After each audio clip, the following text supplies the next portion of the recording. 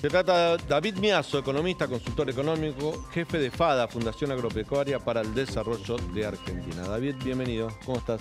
Un gusto conversar con ustedes, como siempre. Bueno, ¿aparecerán los 3.000 millones de dólares? ¿Están en los hilos? Bueno, en el caso de soja queda por vender el 25% de la producción, lo cual es normal para esta época que quede para vender porque tenemos que tener en cuenta que recién la nueva producción va a entrar a partir de abril, ¿no? Entonces, eso es normal que quede. Son cerca de 10 millones, un poco más de 10 millones de toneladas. El valor comercial que tienen es de cerca de 6.000 millones de dólares. La verdad que CIARASEC, que es la cámara que agrupa a los exportadores e industrias aceiteras, habló de 3.000 millones entre todo el complejo de cereales y oleaginosas, lo cual involucra soja, pero también trigo y maíz, ¿no? Que trigo va a haber muy poco, pero algo va a haber de maíz.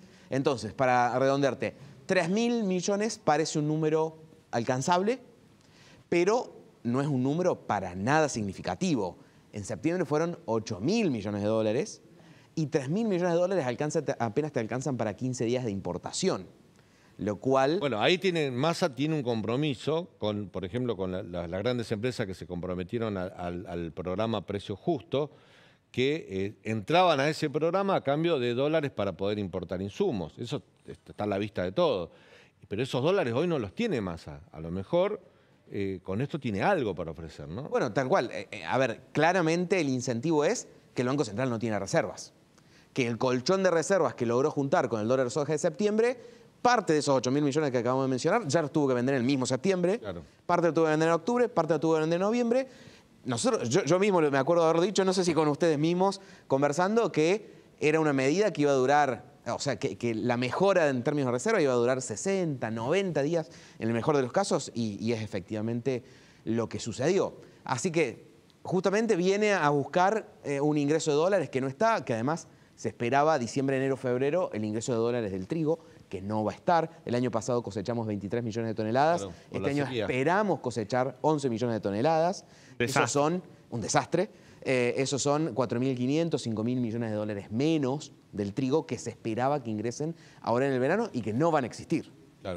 Lean, también está el otro cálculo de la economía, ¿no? El gobierno paga 2.30 a un dólar que después vende a 150. Se está perdiendo prácticamente 80 pesos por dólar. Sí, a 160, 160 y pico, pero sí, está perdiendo eso. ¿Dónde sacás la diferencia? Lo paga con emisión. Con emisión. Con emisión. ¿Y eso qué es? Inflación. Y es una medida totalmente inconsistente, porque si uno dice, bueno, ¿por qué hay este problema? Porque hay un problema cambiario. Problema cambiario en el cual el Banco Central no tiene reservas porque todo el tiempo las tiene que estar vendiendo para sostener un tipo de cambio oficial que es una mentira, que solamente se sostiene con cepo importador, más cepo cambiario, más venta de reservas. Y eso también sucede porque hay un exceso de pesos que se quieren ir al dólar porque nadie los quiere. Entonces estoy tratando de resolver el problema cambiario que tiene su origen en el exceso de pesos, generando más exceso de pesos. Claro. Quiero apagar el fuego echándole leña o echándole nafta, ¿no? Entonces es totalmente inconsistente. ¿Cómo esta medida le pega a otros sectores del complejo agropecuario, ganadero, por ejemplo, tamberos, productores ganaderos, avícolas? ¿Cómo le pega esta medida a ellos? Bueno, a quienes consumen soja en las dietas de los animales, básicamente los pollos, los cerdos, los feed, los tambos, consumen maíz y también consumen harina de soja en las dietas. Claramente, durante este mes les sube el costo de la alimentación de sus animales. O sea, de un viernes para un lunes, intempestivamente, le sube el costo. De 160 a 230, estamos hablando de 160 pesos. ¿Cuánto es eso? Un 40 y algo por ciento. Sí, el dólar soja la vez pasada se pagó cerca de 200, ¿no? 200. Y ahora 150 el tipo de cambio.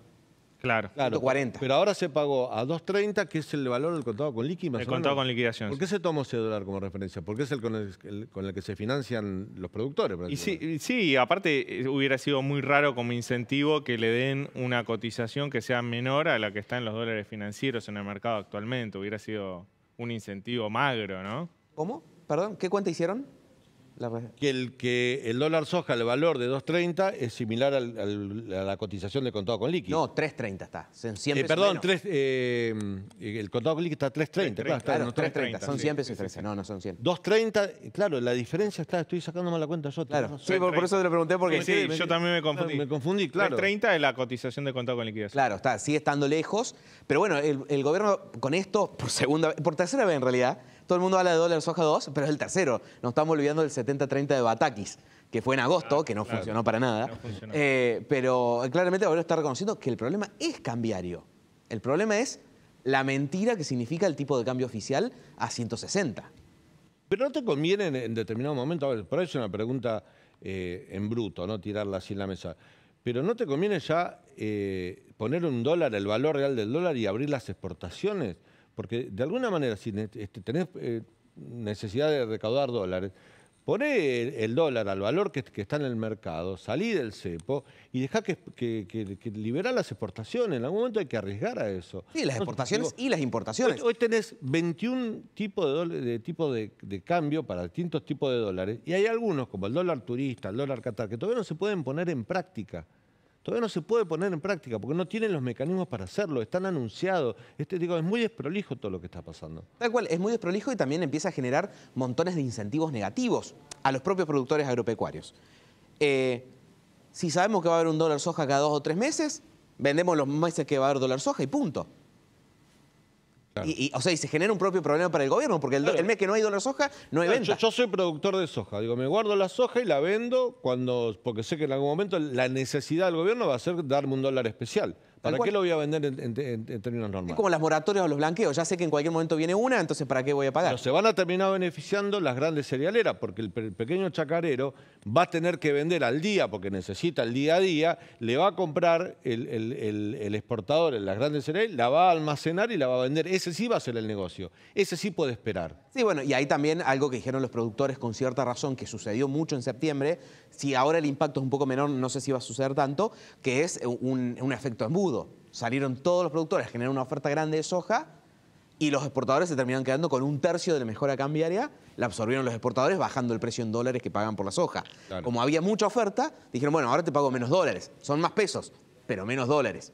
Entonces, de la mejora total, el productor terminó recibiendo 2/3 y el exportador 1/3. Hay pedidos de otros sectores, por ejemplo, los exportadores de carne, todo, que están pidiendo algún dólar especial también. Sí, obviamente cuando sale esto todos dicen, ¿por qué solamente soja y no para nosotros? El dólar de economías regionales. Bueno, recordemos también salió uno para economías regionales hace poquito, que también va a durar hasta fines de diciembre. El tema es que los otros sectores en general no tienen el impacto que tienen soja porque no hay stocks. Claro. No hay stocks guardados en un silo de algo para sacar y venderlo y exportarlo. Excepto soja y algo de maíz, pero que también maíz se ha vendido mucho. Pero soja es el único caso. Vos te lo das para carne este mes y no va a cambiar cuánto se faena y cuánto se exporta de carne un mes. David, vos sabés que me consta que en el Banco Central están mirando todo el tiempo los pronósticos meteorológicos. Tienen un ojo en la pizarra del tipo de cambio, el otro en The Weather Channel, ¿no? Con la sequía acá la cosecha fina justamente de trigo maíz es malísima. ¿Vos creés que ese escenario se puede repetir con la cosecha gruesa de soja del año que viene? En todo caso, si se repite, ¿cómo te pega macroeconómicamente eso? Bueno, en primera instancia, el frente cambiario es el mayor talón de Aquiles para el plan aguantar o llegar de Massa de acá a las elecciones, ¿no? Está clarísimo que es el principal talón de Aquiles. ¿Por qué? Porque ya en agosto se quedaron sin reservas, con el dólar soja, más lo que vino del fondo, más el BID, qué sé yo, llegamos hasta diciembre. Diciembre, si no fuera por el dólar soja más el swap con China, ya no llegábamos. El verano nos iba a ayudar a pasar el trigo, que ya no está. Y así vamos yendo. Y justamente, entonces, frente cambiario, la principal talón de Aquiles. Sequía, que ya afectó trigo, ya lo hablamos. Maíz y soja, se esperaba que hacia el verano, hacia ahora, estos próximos 2 meses, volvieran las lluvias, pero varios pronósticos están diciendo que la sequía se va a extender a febrero.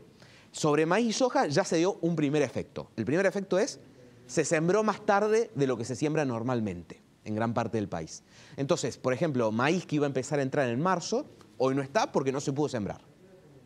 Después, los suelos llegan con menor con menor cantidad de agua disponible para los cultivos, porque viene sequía, el trigo se terminó de chupar lo poco que había, y si se extiende hasta febrero, el impacto sobre maíz y soja va a ser muy significativo. No sé si tan significativo, tendría que ser catastrófico para que suceda lo mismo con el trigo, que produzcamos menos de la mitad de lo del año pasado. Si esa es la situación, es una situación totalmente catastrófica para los productores, la economía, el gobierno, para todos. No se espera por hoy, por el momento, que sea tan catastrófico, pero sí se espera un impacto negativo. Hablando de catástrofe y economía, lo que se sabe, un poco también lo ha planteado el Ministerio de Economía, Sergio Massa, la idea es bajar un punto de esta inflación cercana a los 7 puntos mensuales, bajar de un punto cada 60 días y llegar a abril-mayo, en la etapa previa al cronograma electoral de las PASO, con una inflación alrededor de 4 puntos. Es decir, de acá a 6 meses bajar 3 puntos mensuales, estar en 4. 4 es altísimo, pero para esta realidad sería como un logro de la gestión Massa. También escuché 3. ¿Lo ves con posibilidades? No. Podemos tener un mes de 3, 4%, 2 meses, pero acá mismo te firmo frente a la Cámara que no vamos a tener el año que viene, no vamos a tener 3 meses consecutivos por debajo de 4. ¿Qué dice el presupuesto el año que viene? 60% anual. 60% anual. Eso es más o menos un 4 y algo mensual. No lo ves. No, lamentablemente se me gustaría decirte que sí, porque yo también tengo ingresos en pesos y todo, ¿no? Pero lamentablemente el año que viene ya estamos en un piso del 100% cerrando los ojos. Si sale todo bien. Claro. Si pasa esto, estamos hablando de soja y maíz. Este año se especula que en diciembre, hoy es 88 la interanual, en diciembre va a estar alrededor de los 3 dígitos, 100%. Sí, cerramos con 100 este año. Cerramos 100, ponele, el 2022. ¿Y vos crees que el 2023 va a ser similar a la inflación? ¿Llegamos al 100? Sí. Sin ajuste tarifario, porque fíjense lo que pasó con la segmentación. No, pero hubo ajustes con las tarifas. Empezó a verse, pero No, se pero- retrasó. no, Sí. no, Se retrasó, pero llegamos al 100. Sí. O sea, y de última impactará en estos 2 meses finales. Claro. Llegamos al 100 sin ajuste tarifario, porque también a cuántos les llegó sin ajuste tarifario, sin devaluación. El tipo de cambio oficial en los últimos 12 meses subió un 55%. 30 puntos por debajo de la inflación. Estamos diciendo que el frente cambiario es el principal debilidad y lo principal que no se va a poder sostener. En los últimos 2 meses subió 6,2% mensual tipo de cambio oficial. Entonces, llegamos al 100 sin tarifas, sin devaluación, que son 2 cosas que no se van a poder repetir el año que viene, simplemente porque no hay forma de sostenerlas. Llegamos hasta acá con paritarias que habían arrancado en el 60 y pico, ahora las paritarias están en el 100. Los alquileres del año pasado se estuvieron renegociando 50, 60. Cualquiera que tenga renegociando un alquiler hoy sabe que está en el 70 y pico y a medida que vayan pasando los meses se nos va a ir al 100. O sea, eso hay varias cosas como alquileres y ajustes salariales que te generan la inercia porque se renegocia sobre la inflación del 100 que ya pasó.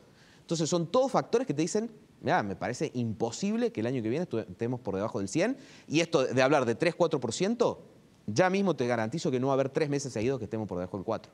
Hoy el ministro de Economía, Sergio Massa, se reunió con el presidente Alberto Fernández. Hablaron del dólar soja, pero también hablaron de la posibilidad de pagar un bono de fin de año. Ese bono que es para trabajadores del mercado formal de trabajo, asalariados registrados, que están con sueldos por debajo de 150.000 pesos. Y la idea es, el bono, se ha hablado de un bono de 45.000, ¿no? Para el gobierno es muy difícil pagarlo, o sea, lo podrá pagar en el sector público.